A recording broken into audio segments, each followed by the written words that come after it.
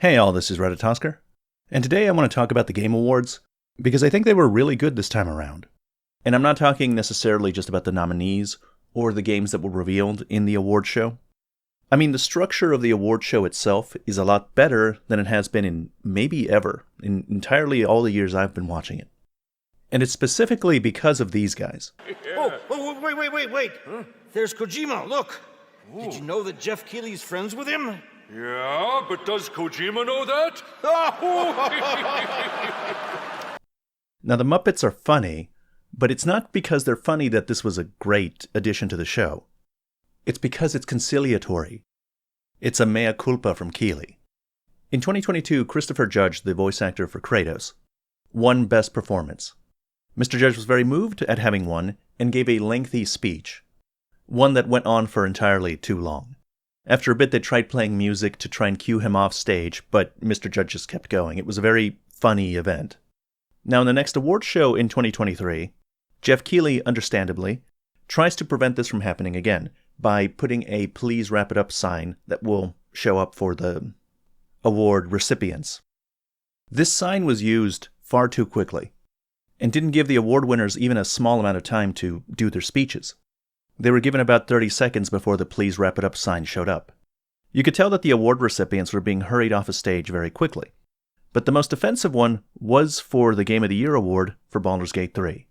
Because he received the "Please Wrap It Up" sign less than a minute into his speech, while he was dedicating the award to a colleague that passed away. It was galling for a lot of people that not even the winner of the Game Award for the year got enough time to talk about the game he was passionate about, especially when so much time was given to the celebrities to talk about things nobody cared about. And among the celebrities, I'm including Kojima and his project, since it seems he gets so much favoritism from Keighley. So Sven, the CEO of Larian, wears his full set of armor to the award show, patiently sits there for 3 hours, enduring the trite celebrity nonsense. And when it's finally time for him to accept the award that ostensibly we are here to celebrate him for, he gets rushed off stage. It was in very bad taste, and everybody criticized Keighley afterwards. But it seems that Keighley took that to heart, because these Muppets were hired. They made all of these jokes at his expense, very pointed jokes that represent how the community felt. The "Please Wrap It Up" thing, the Kojima thing, calling him a sellout, it was hilarious. And this time the celebrity nonsense was kept to a minimum. The award winners were given substantial time to talk about their game. And Sven was brought back as the guy that hands over the Game of the Year award, and he was given plenty of time to talk. It feels like the structure itself of the Game Awards finally has hit its stride. They finally found the right formula of what to put where and give how much time to what. It's still driven by the commercials, but even the commercials this year were good, with a lot of high-profile, interesting games shown. A new game by Fumito Ueda, the director of Shadow of the Colossus, a sequel to Okami. They opened with Witcher 4 trailer. Because the structure that I keep mentioning was placed so well that 3 hours was not as much of a slog as it usually is. And even the games that nominated and won, I think, are very respectable. Before the nominees were revealed, people assured me that Wukong would not show up in the nominees list because their studio has beef with IGN, and IGN is among the panel of judges that votes on these awards. Similarly, I was assured that Dragon Age Veilguard would be nominated for many different categories and win those categories because it was woke and shared the values of the companies that would be voting. As it turns out, none of that happened. Wukong had the honor of being nominated for several categories and won Best Action Game. Dragon Age Veilguard, being the terrible game that it is, was nominated only for accessibility and didn't even win that, as is appropriate. Games media is often accused of being out of touch with the common gaming fan.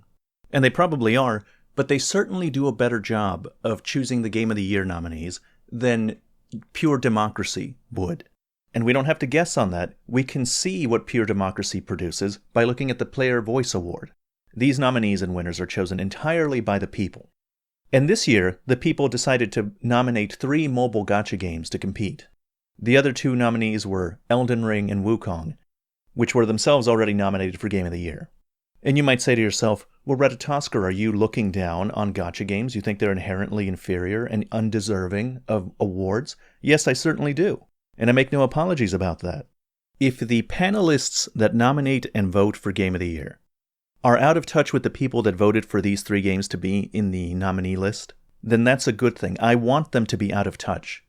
One of the benefits of the Game of the Year awards and the nominees that are chosen for them is that, ideally, the panelists look through a wide genre and choose among the things that really stand out. Even if they don't win, nominees get introduced to a large audience that may decide to check them out. Now, my personal pick for Game of the Year was, of course, Shadow the Erdtree. I unashamedly think it was better than anything else up there. But I'm alright with it losing to Astrobot. I didn't play it, but by all accounts, Astrobot is a really great game, and it's telling that people like it as much as they do, given that it's a Nintendo-style platformer, which is typically not the kind of genre that you see up here. I think that's a testament to its quality, and it's probably a good thing that Elden Ring didn't get the award. It's probably not a good thing for DLCs to get nominated and get awards for stuff like this. They really should have their own category, and I hope that going forward, Keighley will further refine his award show and no longer allow DLCs to compete. The revenge for The Witcher DLC beating Dark Souls 3 for Best RPG will have to wait. Hopefully in 2026 From Software releases a title at the same time as Witcher 4. Then they can compete for Game of the Year, and we'll finally have the opportunity to put those uppity Witcher fans in their place. But to get back to the Game Awards, I think it's good now. I think it's respectable. I think it's found its stride, and I hope that it'll be even better next year. That's the end of this video. As always, thank you very much for watching.